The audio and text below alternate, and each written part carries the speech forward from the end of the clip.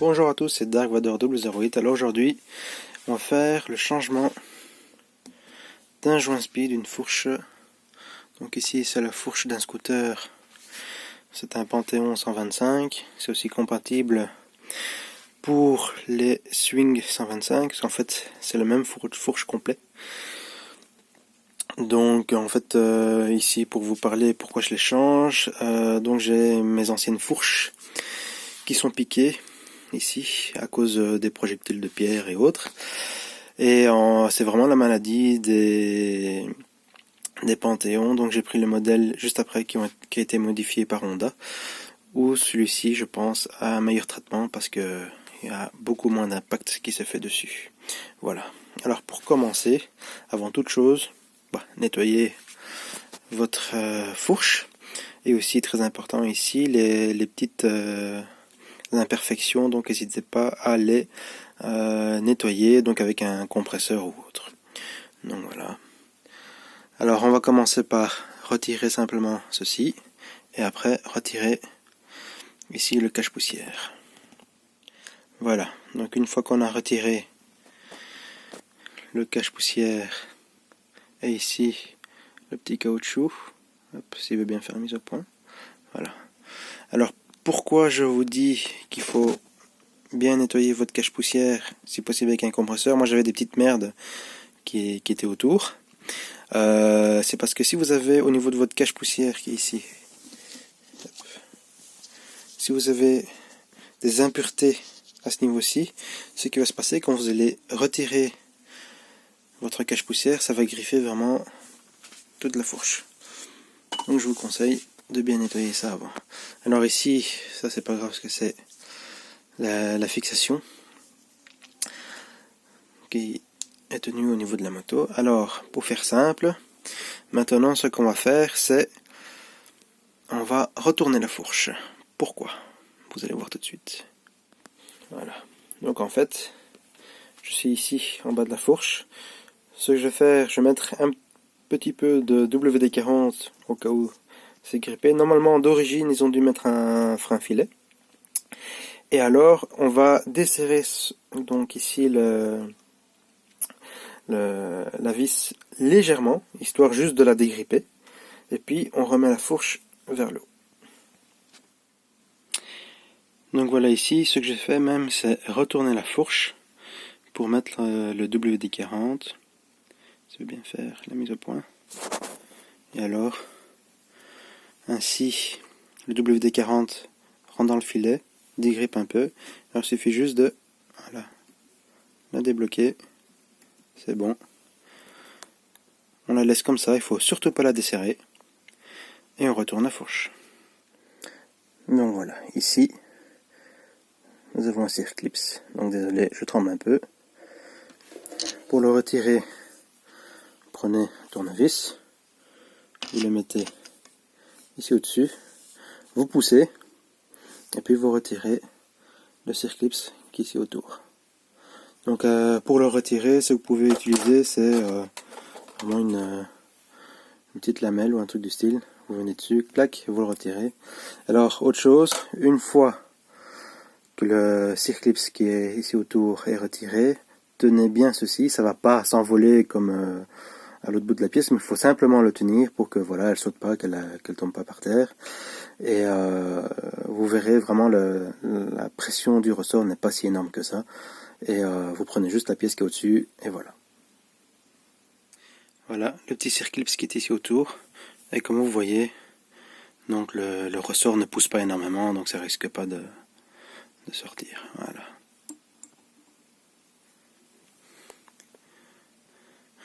Alors ce qu'on va faire, c'est retirer le ressort, retourner la fourche et la vidanger.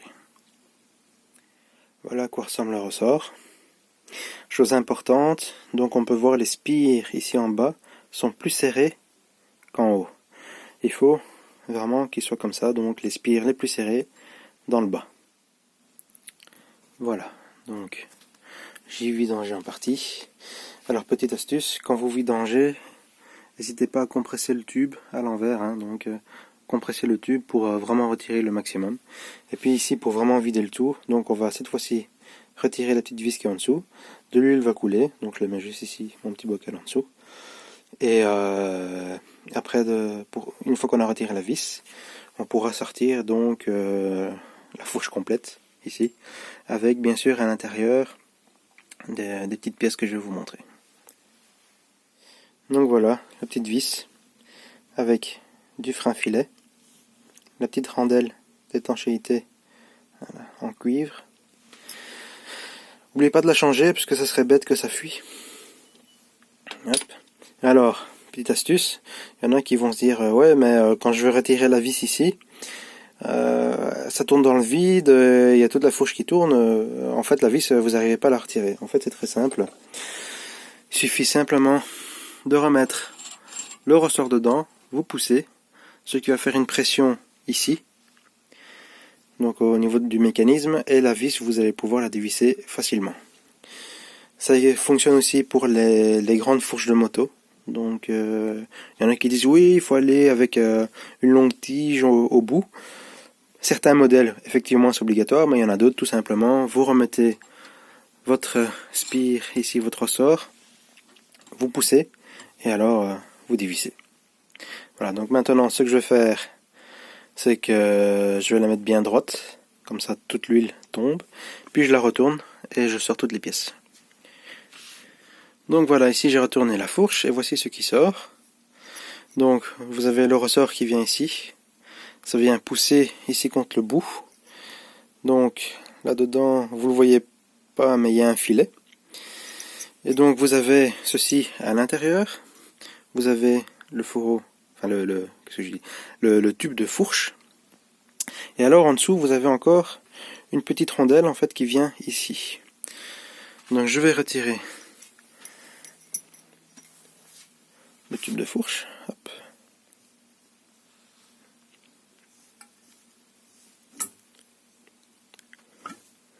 Hop là.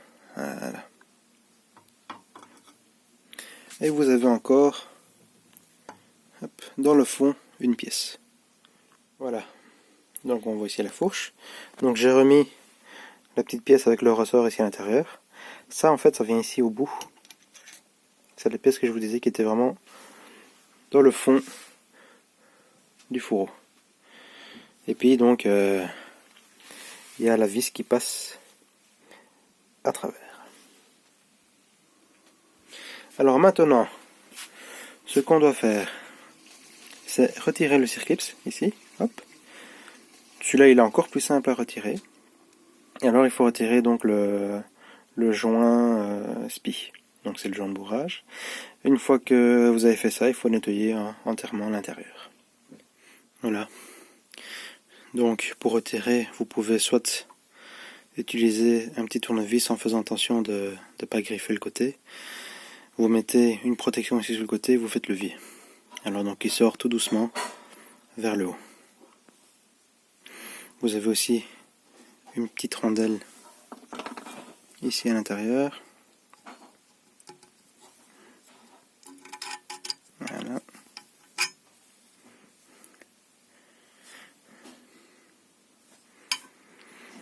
Vous nettoyez le tout. Il n'y a plus qu'une autre pièce à l'intérieur. Voilà, donc ici maintenant, nous avons placé le nouveau joint SPI. Alors j'ai utilisé de la graisse blanche, mais vous pouvez utiliser la graisse prévue d'origine par la marque. Donc voilà, on n'hésite pas à bien badigeonner. On doit remettre ici le circlips dessus. Comme ça le joint SPI avec les mouvements ne risque pas de partir. Alors quelque chose d'important, surtout au niveau de la surface où vient jouer le joint SPI, bien vérifier qu'il n'y a pas des impacts de petites pierres, qu'il n'y a pas de griffes et autres. Si jamais vous avez beaucoup d'impacts, vous êtes bon pour changer le tube de fourche, ou s'il y a vraiment légèrement des petites traces, il faut les nettoyer donc avant de mettre le nouveau joint spi, parce que sinon, lorsque vous allez mettre le nouveau joint, au fur et à mesure il va s'user, ça va refuir, donc ça sert à rien. Donc ici, moi, dans mon ancienne fourche, j'avais quand même pas mal d'impact, mais bon, j'ai déjà changé 2 fois les joints spi en réparant donc la fourche ici à la maison. Pour bien faire, il faudrait le faire rechromer. Donc ici, ça me revenait moins cher d'acheter des fourches d'occasion qui sont en bon état, plutôt que de faire rechromer les miennes. Donc voilà. Ici, j'ai remis les pièces dans la fourche. J'ai remis mon fourreau à l'horizontale. Et alors, il faut faire très attention en mettant le tube au niveau du joint spi. Donc, je ne peux pas filmer parce que bon, c'est une opération quand même légèrement délicate. Il faut faire très attention. Mais je vous reprends tout de suite après. Voilà. Donc, le tube de fourche est bien mis dans le fourreau. Nous avons ici la petite vis à mettre. Alors si jamais il n'est pas bien placé, il suffit juste, donc bien sûr, de mettre le ressort ici. Alors, une petite pièce, bien mettre droit le filet, ainsi on peut y mettre le boulon avec un nouveau joint. Voilà. Et pas oublier, donc vous appuyez et vous serrez. Ici il faut serrer à 2 kg.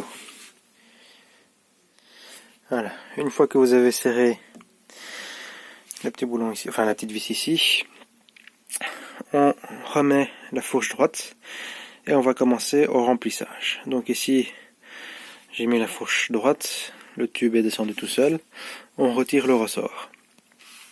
Alors ici donc, sur ce scooter, il faut mettre 135 ml.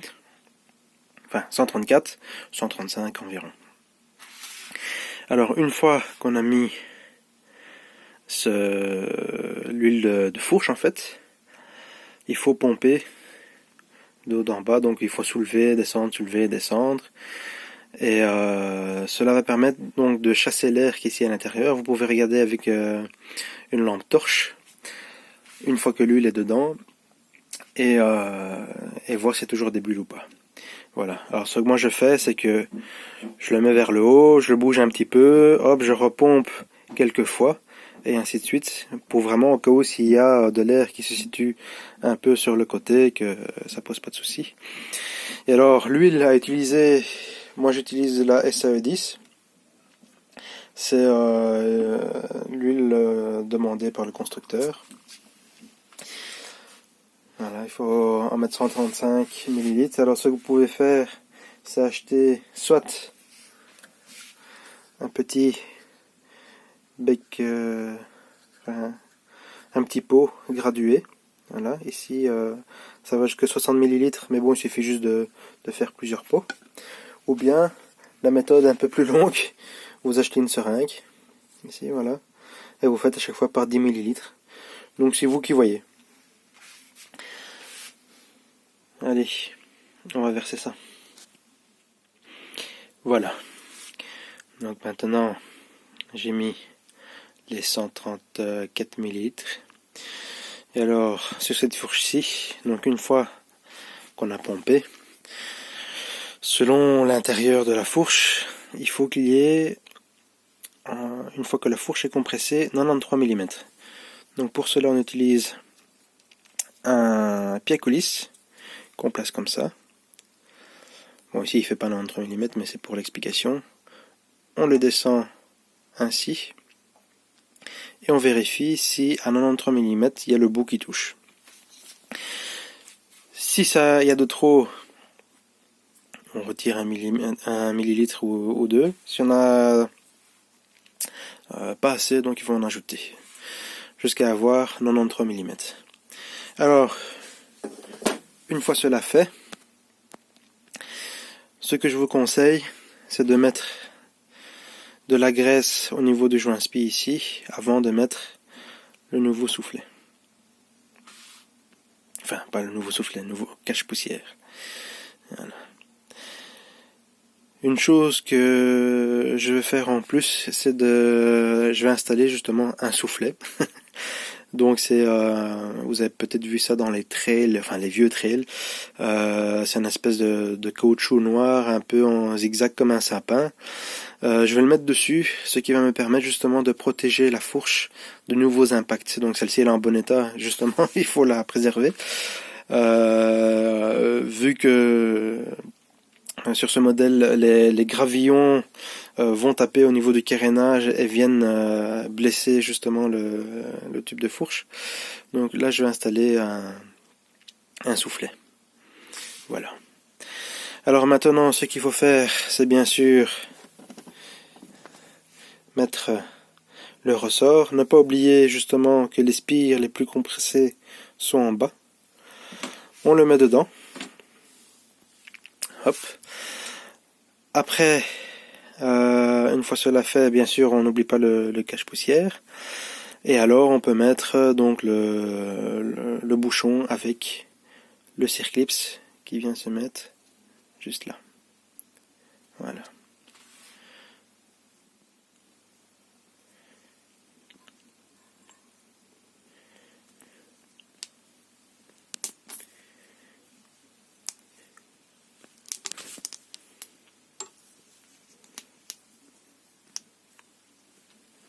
Voilà.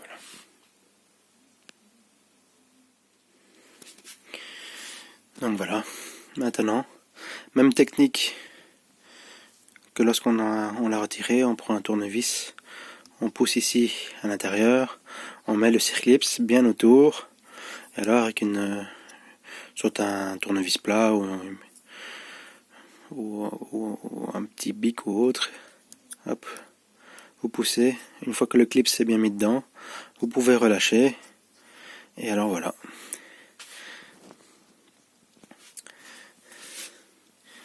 Non plus qu'à mettre le joint qui est ici au-dessus. Et voilà. Le changement du joint spi est terminé. On a mis le dernier bouchon. Donc vous pouvez nettoyer votre fourche et la remonter. Donc voilà. Ici, c'est peut-être pas la technique la plus professionnelle qu'on pourrait dire. Il y a sûrement d'autres astuces. Vous pouvez toujours me conseiller dans les commentaires en laissant un petit message en dessous pour les futurs joints spi que je ferai sur les fourches. Si vous avez quelques conseils supplémentaires. Ici c'est vraiment pour donner un aperçu aux personnes qui veulent démonter leur fourche de leur Panthéon, de leur Swing 125 ou 150, c'est la même.